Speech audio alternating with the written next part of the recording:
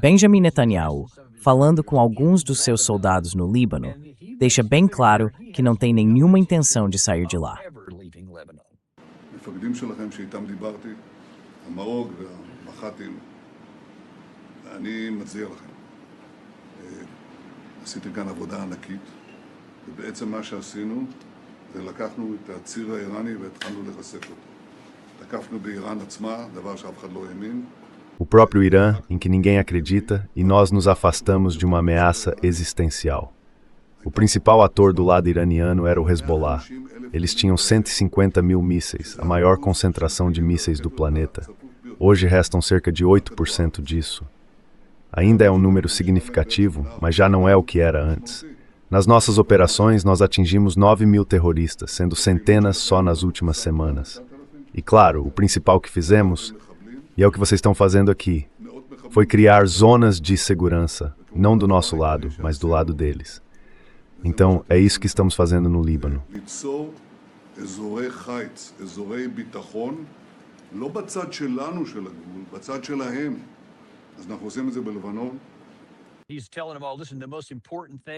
Ele está dizendo para todo mundo, olha, o mais importante é a nossa zona de segurança no Líbano. Então a gente matou vários deles, mas não todos. E do mesmo jeito que fizemos em Gaza, criamos uma zona de segurança inteira.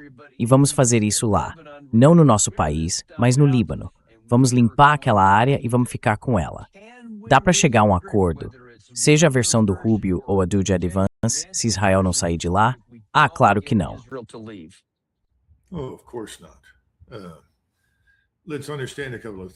Não. Vamos entender algumas coisas. A fortaleza Israel agora precisa viver num estado de conflito e guerra permanentes. Não há luz no fim do túnel. Olhe com atenção para o público a quem ele estava se dirigindo. Aquela imagem vale por 1 milhão de palavras. Eu nunca vi um grupo de homens de uniforme tão entrópico, sem energia, exausto e deprimido. Parece uma daquelas revisões pós-ação do NTC. Sabe, um dos piores batalhões que já passou pelo NTC. A única coisa que falta, bom, na verdade nem falta, é que depois que todos estão ali, eles sabem que isso é uma catástrofe, sabem que perderam, e aí alguém diz, não, vocês realmente fizeram um bom trabalho aqui. Eu não quero que você saia daqui sentindo que fracassou. Bem, eles fracassaram. Isso foi um fracasso completo. E isso não vai mudar. Então eu acho que os israelenses agora estão presos nesse conflito permanente. Nós e o governo de Israel subornamos e intimidamos o povo israelense e o novo governo libanês para fazer o que quisermos. Isso não tem sentido. Esse novo governo é uma organização traidora que está entregando o país, que basicamente cedeu tudo ao sul do rio Litani e provavelmente mais para os israelenses. Então, eles não têm legitimidade nenhuma. Acho que a gente precisa entender uma coisa. Esse memorando de entendimento não é um acordo de paz. Ele nunca foi pensado para ser um acordo de paz.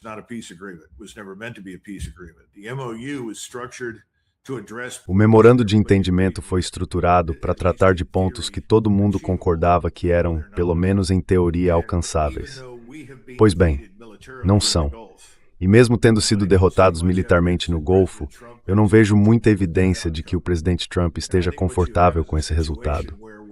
Acho que o que temos é uma situação em que sempre que for conveniente para nós minar, atacar ou destruir algo que pertença ao Irã, nós vamos fazer isso.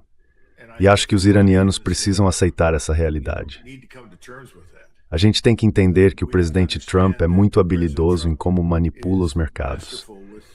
Os ataques que ele ordenou aconteceram depois que o expediente comercial de sexta-feira em Nova York terminou e o mercado já estava fechado.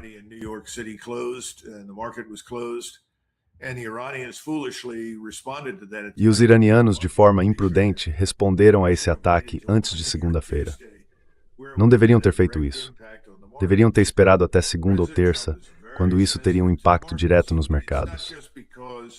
O presidente Trump é muito sensível aos mercados. E não é só por causa das eleições de outono. Ele precisa de algum sinal de esperança e equilíbrio no mercado para manter essa economia cambaleante de pé. Quer dizer, a gente teve, no primeiro trimestre de 2025, um crescimento negativo do PIB. E vamos ver mais disso no futuro. Temos problemas sérios aqui dentro agora. O que tudo isso significa para os iranianos?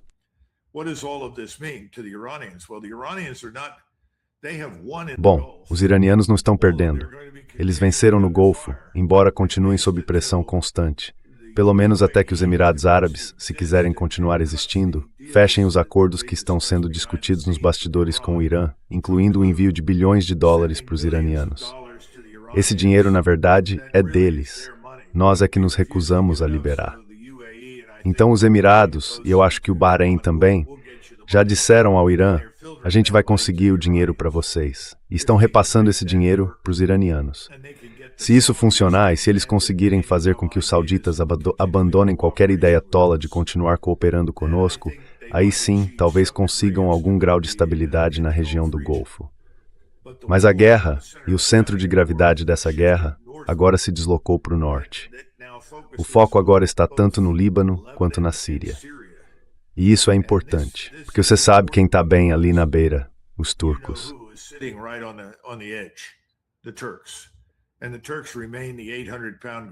E os turcos continuam sendo o gorila de 360 quilos da região. Eles estão se preparando para um possível conflito com os israelenses.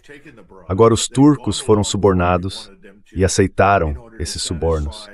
Eles seguiram o que nós queríamos para atender às necessidades de Israel, mas estão chegando ao limite. E eu acho que todo mundo na região que está sendo subornado ou intimidado por nós ou pelos israelenses para cooperar com Israel está mais ou menos na mesma situação. Eu não sei qual é o ponto de virada. Não sei quando ele chega, mas não acho que esteja muito longe. E é importante lembrar que Netanyahu, Naftali Bennett, Ben-Gvir e outros têm atacado os turcos de forma bem leviana, ameaçando e dizendo abertamente que eles são, entre aspas, os próximos do cardápio.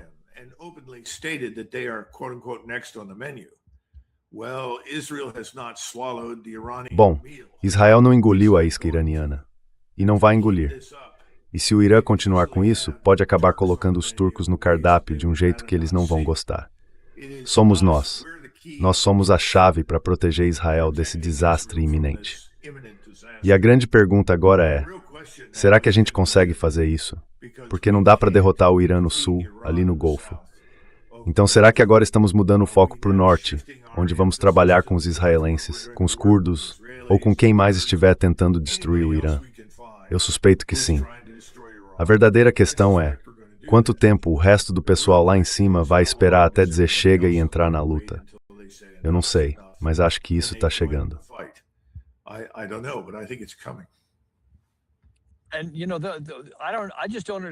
Olha, eu simplesmente não entendo. Para mim, a pergunta mais importante é que a Casa Branca parece paralisada, sem saber o que fazer.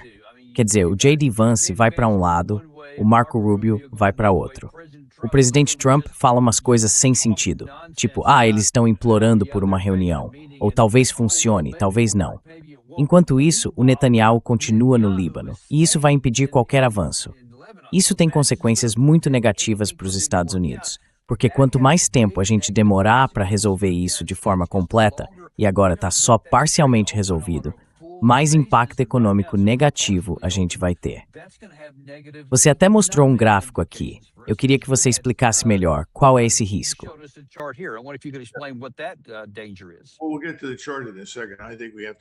Bom, a gente já vai chegar no gráfico em um instante. Eu acho que é importante entender que as incursões do presidente Trump no mundo da ficção e da fantasia têm funcionado. É preciso entender isso. Em outras palavras, ele diz: vamos ter um acordo de paz? E todo mundo responde: ótimo, vamos ter um acordo de paz. Os mercados se recuperam, o preço do petróleo cai, todo mundo diz que a paz está chegando, as taxas de juros se estabilizam. Eu não sei por quanto tempo ele ainda consegue fazer isso, mas até agora tem sido muito bem sucedido. E é só com isso que ele realmente se importa. Todo o resto que ele fala é irrelevante. Não dê atenção. Nada disso é verdade. O grande erro que a gente pode cometer é acompanhá-lo dia após dia. E é o que fazemos. É como uma montanha-russa que não leva a lugar nenhum.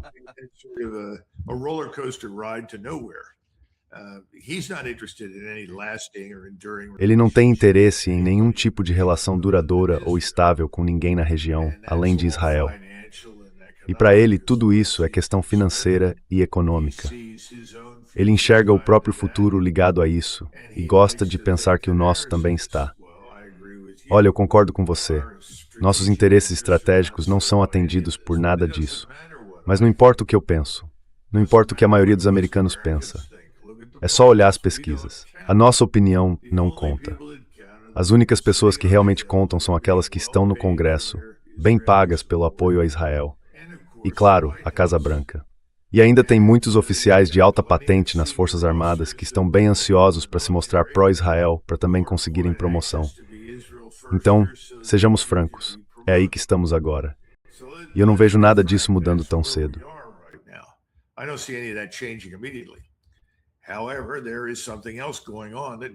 Mas tem outra coisa acontecendo que ninguém está prestando atenção. E aquele gráfico que você mencionou, se quiser mostrar, olha o que ele diz. O risco de rolagem da dívida do Tesouro agora chega a trilhões. É a dívida pública americana, negociável no mercado, que vence em até um ano. Em até um ano, trilhões de dólares. Olha ali embaixo, 1980, 2020, 21, 2, 3, 4, 5, 6. Como é que se segura a taxa de juros? A gente já não controla mais as taxas de juros. Elas estão subindo e continuam subindo. Já está em 4% para os títulos do Tesouro de um ano. Diante da nossa dificuldade de vender títulos de 10 anos ou mais, estamos tentando fazer uma rotação rápida desses papéis. Esse é o modelo do Scott Bessent para evitar as consequências. Mas eu acho que isso não vai durar muito tempo.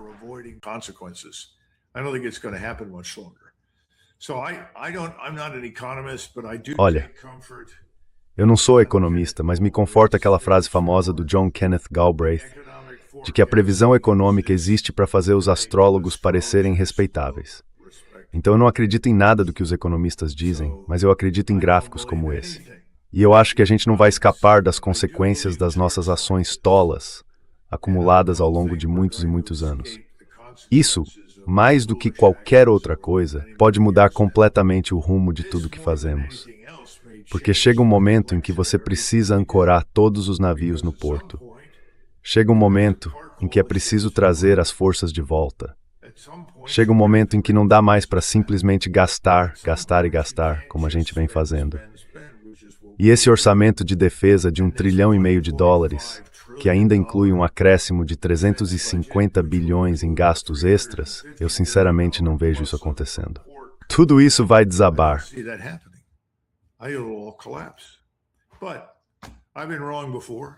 Mas eu já errei antes, então vamos ver. Bom, Steve, como você disse, os números são o que são, e eles estão realmente vindo aí. Dá para ver no gráfico, desde 1980 até agora, só subindo, subindo. Mas existe um limite. Em algum momento, tem que haver um colapso por causa de todo esse peso. Ainda não aconteceu, e ninguém sabe por quanto tempo isso pode continuar. O Trent pode até aproveitar essa onda, mas a gente está apostando a nossa própria segurança financeira nisso. Vamos ter que ver no que vai dar. Mas a gente sempre agradece por você vir aqui e trazer essa análise direta, sem rodeios, que você faz, Doug. Obrigado. Obrigado, Daniel. E a gente também agradece muito a vocês. Como dá para ver, tô na estrada de novo. Tô em Amsterdã agora. Vim acompanhar minha esposa, que tá fazendo um treinamento diplomático, na verdade. Então vou ficar por aqui a maior parte da semana, em um lugar ou outro. Mas o programa vai continuar. A gente vai seguir com o show, porque tem coisa demais acontecendo no mundo e simplesmente não dá para parar. Então espero ver vocês no próximo episódio do Daniel Davis Deep Dive. E olha, eu não fico tentando convencer ninguém a comprar ouro, nem dizendo como cuidar da carteira de ações, mas tem um jeito de ajudar a gente. Se inscreve, clica no botão de curtir e compartilha com alguém que você gosta.